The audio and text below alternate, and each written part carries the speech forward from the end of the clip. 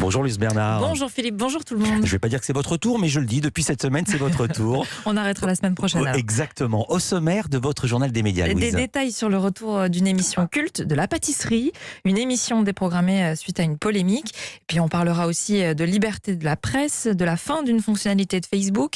Et à la toute fin de ce journal, je vous emmène en Bretagne. Mais d'abord, les audiences qu'ont regardé les Français hier soir à la télé. Ils ont regardé Koh-Lanta sur TF1, 3 760 000 téléspectateurs, 17,6% de part d'audience devant la première partie. C'est en baisse par rapport à la semaine dernière, c'est dans la moyenne basse même du programme depuis le début de cette saison. Deuxième, France 3 avec le téléfilm 100% bio, c'était une rediffusion mais qui a bien marché, 2 700 000 téléspectateurs, 12,9% de part d'audience. Et puis troisième, NCIS, 1 970 000 téléspectateurs devant la série, 9,6% de part d'audience. Légère déception sur le documentaire 100 jours, 1 550 000 téléspectateurs devant France 2 seulement, 8,3% de part d'audience. NCIS était sur M6. Oui. Europe 1 Culture Média. À la une, journal des médias, on passe sur la une. Le retour de la Star Academy, on en sait un peu plus. J'ai le droit de dire que vous mimez la guitare là ? Bien sûr.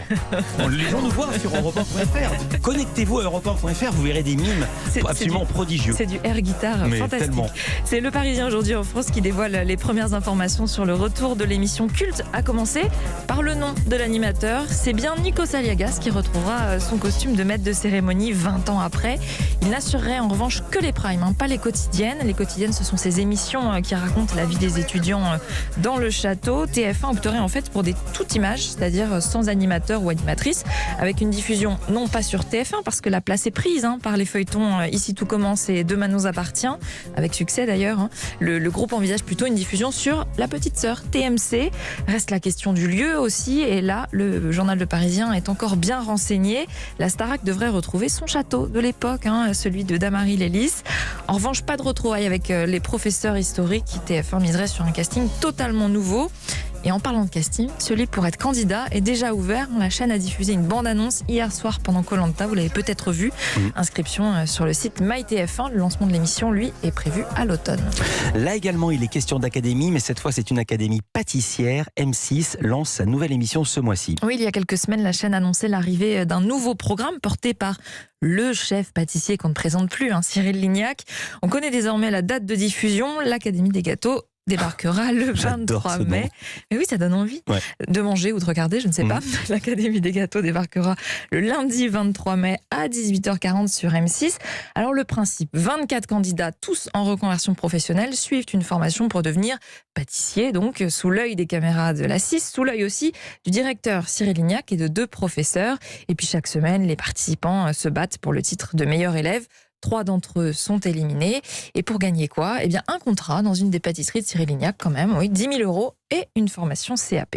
France 2 déprogramme une émission de Faustine Bollaert après une polémique. Oui, un numéro de Ça commence aujourd'hui qui devait être diffusé cet après-midi. Un numéro sur l'endométriose, cette maladie gynécologique qui touche une femme sur 10 en France. Mais un extrait diffusé sur les réseaux sociaux quelques jours avant a provoqué la colère plus que légitime de plusieurs utilisateurs, associations et scientifiques. On y entendait une intervenante, Natacha Calestrémé, spécialiste du développement personnel, expliquer à une invitée atteinte d'endométriose l'origine de ces fausses couches. Selon elle, vous avez hérité de cette grand-mère ou arrière-grand-mère qui ont fait des enfants, qui ont perdu des enfants. Et l'endométriose, pour ceux qui nous écoutent, c'est un message de notre corps qui nous dit qu'avant, il y a une souffrance énorme d'une personne qui a associé le mot enfance et mort.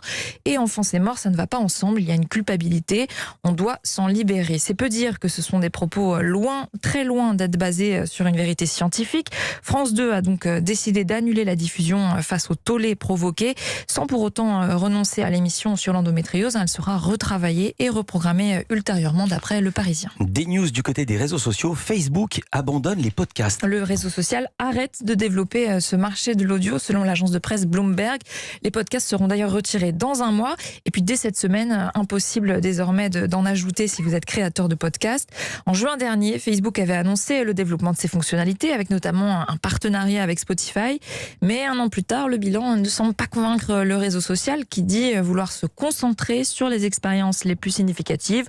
Comprendre, ça ne devait pas être un grand succès, ou en tout cas pas suffisant pour faire le poids face à son grand projet actuel, son grand chantier, la création du fameux métaverse dont on parle depuis des mois, un univers parallèle virtuel. Le groupe Facebook a d'ailleurs changé de nom à l'automne dernier pour s'appeler Meta, preuve de ses priorités bien loin de l'audio. Dans l'actualité des médias également, Reporters sans frontières qui a dévoilé son classement mondial de la liberté de la presse. Et sur 180 pays étudiés, 12 intègrent la liste de RSF situation très grave. C'est un triste record, dont notamment la Russie, pas si étonnant vu le contexte. Reporters sans frontières dénonce justement la guerre de propagande qui a servi à préparer l'invasion russe en Ukraine. L'ONG note également la chute de Hong Kong dans son classement, celle du Mali, de l'Afghanistan aussi, avec le retour des talibans. Et puis l'analyse de son classement révèle selon elle une double polarisation. Je vous explique. Polarisation au niveau mondial déjà. Il existe un fossé, une asymétrie entre les sociétés ouvertes d'un côté et puis les régimes despotiques qui contrôlent leurs médias. Un fossé qui accentue les tensions internationales selon RSF. Et puis il existerait aussi une polarisation au sein des démocraties, polarisation de l'information qui mène à des sociétés plus divisées. Reporters sans frontières donne pour exemple les États-Unis et la France qui subissent selon elle un regain des tensions sociales accéléré par de nouveaux médias d'opinion et puis les réseaux sociaux. Et on termine ce journal avec le voyage promis et le focus programme du jour. France 3 qui s'intéresse ce soir à la grande histoire de la Bretagne. C'est la région préférée des Français en 2021 et il est très intéressant de se plonger dans son passé, de découvrir à quel point ses habitants se sont battus pour que leur culture perdure face à un État français qui interdisait la langue, le breton, face à la révolution agricole menaçant leur identité de paysans, face aussi à l'arrivée du tourisme et des Parisiens avec leurs tenues loin des costumes traditionnels bretons. 1h30 sur ce bout d'histoire de France, d'une partie de la France, une histoire pourtant méconnue. Et c'est bien pour cela que le réalisateur Frédéric Brunel a voulu la raconter. L'histoire de la Bretagne, elle n'est enseignée absolument nulle part. Et pourtant, elle est passionnante et elle permet vraiment de mieux comprendre cette région, de mieux comprendre qui sont les Bretons. La Bretagne, c'est pas qu'une histoire de galettes, de crêpes et puis de fest-noz. C'est une histoire passionnante parce que c'est une histoire pleine de rebondissements, de revirements, de luttes, de moments de pauvreté, de moments de fierté retrouvés. Et on comprend mieux pourquoi c'est une terre de solidarité, la Bretagne. Pourquoi c'est aussi une terre de vivre ensemble. Pourquoi ça le reste. Pourquoi c'est une terre qui bannit plus que les autres régions, les extrêmes. Et je corrige, c'est Frédéric Brunel, j'ai ma langue à fourcher. Et pour raconter cette histoire, il lui a fallu 1 an et demi de travail, notamment sur les archives. Beaucoup sont inédites. Il a opté pour une colorisation de certaines, car elles aussi, en fait, apportent de l'information. Vous savez, quand on regarde les images noir et blanc de la Bretagne, on a l'impression que c'est des gens tristes. On a l'impression que c'est un peu des Mormons qui sont toujours habillés de noir et de gris. Et puis, on a fait des recherches pour retrouver des couleurs. On s'est rendu compte que les costumes étaient flamboyants de couleurs. Il y avait du vert, il y avait des broderies, il y avait énormément de choses. Et que ces gens pauvres mettaient tout leur argent, tout leur savoir-faire, toute leur richesse culturelle dans ces costumes. Et on a été vraiment émerveillés par cette colorisation. La grande histoire de la Bretagne en couleur, donc, est à découvrir ce soir à 21h10 sur France 3. Oh, le bignou. Oh, du bignou. Merci Jérémy Hébert, réalisateur de l'émission.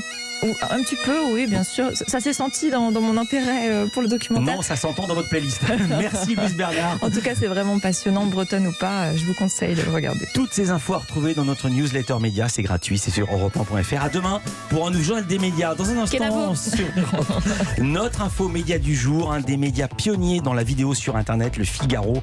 Aujourd'hui, ça s'appelle le Figaro Live. On reçoit les 2 rédacteurs-chefs de ce média, Vincent Roux et Sylvain Châtelain. À tout de suite. L'émission référence sur les médias, c'est Europe 1 Culture Média.